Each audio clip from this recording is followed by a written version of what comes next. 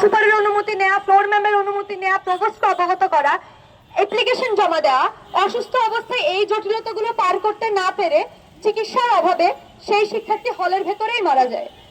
একই রকম ঘটনার পুনরাবৃত্তি আমরা প্রতি বছর, প্রতি মাসে, প্রায় প্রতিদিনই দেখতে পাই। কিছুদিন আগে যখন বঙ্গমাতা মৈত্রী হলের শিক্ষার্থীরা পানিবাহিত রোগের কারণে অসুস্থ হয়ে যাচ্ছিল, প্রতিদিন রাতেই 10-15 জন করে শিক্ষার্থী অসুস্থ হয়ে যাচ্ছিল, তাদেরকে ইমার্জেন্সি হাসপাতালে নিতে হচ্ছিল। বিশ্ববিদ্যালয়ের স্বাস্থ্য খাতের অবস্থা তো খুবই জঘন্য, পাশাপাশি তাদেরকে হাসপাতালে নিয়ে যাওয়ার জন্য আবার সেই প্রশাসনিক যে দৌরাত্ম্য ফেস করতে হয়, ইভেন তাদের জন্য ইমার্জেন্সি ওষুধ এনে দিতে যে হল সংসদের নেত্রীরা আছে তারা যে হল থেকে বের হবে, সেই প্রশাসনিক দৌরাত্ম্যের কারণে কিন্তু অনেক শিক্ষার্থীরাই ভুক্তভোগী হয়।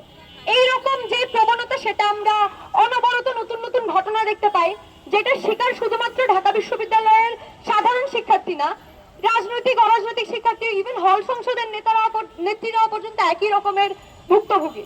এটা উদাহরণ দিতে গেলে দেখা যায় শামসুন্নাহার হলের এক ছাত্রী, যিনি হল সংসদের একজন পাঠকক্ষ বিষয়ক সম্পাদক, তিনি রাতের বেলা যখন রাত 10টার পরে মল চত্বরে অবস্থান করছিলেন। In the heart of the city rises a destination built for greatness. International Convention City, Bosundhara. Life takes a new course. তাকে বিশ্ববিদ্যালয়ের যে প্রশাসনিক কর্মচারীরা তাদের দ্বারা হেনস্থার শিকার হয়।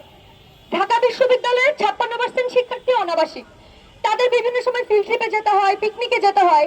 তাছাড়া বিশ্ববিদ্যালয়ের মধ্যে music department, theatre department, dance department, চারুকলার মতো এই ধরনের অনেকগুলো প্র্যাকটিক্যাল ডিপার্টমেন্ট আছে।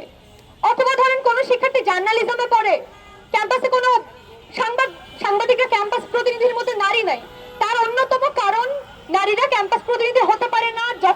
যখন মিছিল হয়, রাত 2টা-3টা বাজে হলপাড়া থেকে মিছিল হয়, নারীরা সেই মিছিল কভার করতে পারে না। একজন রাজনৈতিক কর্মী হিসেবে বা একটা সামাজিক সাংস্কৃতিক সংগঠনের সংগঠক হিসেবে কোনো এই ধরনের হুট করে কোনো অনুষ্ঠানে উপস্থিত হওয়া নারীদের পক্ষে সম্ভব হয় না। টিএসসির যে বিভিন্ন ক্লাবগুলোর প্রোগ্রাম হয়, যখন দেখা যায় যে একটা ইংলিশ ডিপার্টমেন্টের প্রোগ্রাম গত সপ্তাহে সারা রাত ধরে ছেলেরা কাজ করতেছে ওটা অ্যারেঞ্জমেন্টের জন্য, কোনো নারী সেখানে উপস্থিত হতে পারে না। এই সব জায়গাগুলোর মধ্যে দিয়ে আসলে আমরা বিশ্ববিদ্যালয় পরিসরে নারীদেরকে বলছি আমরা 16 ঘন্টা নিরাপত্তা দেওয়া হবে, 8 ঘন্টা তাদের কারফিউর মাধ্যমে হলের ভেতরে থাকতে হবে, আর পুরুষদেরকে 24 ঘন্টায় নিরাপত্তা দেওয়ার একটা বিধান আছে।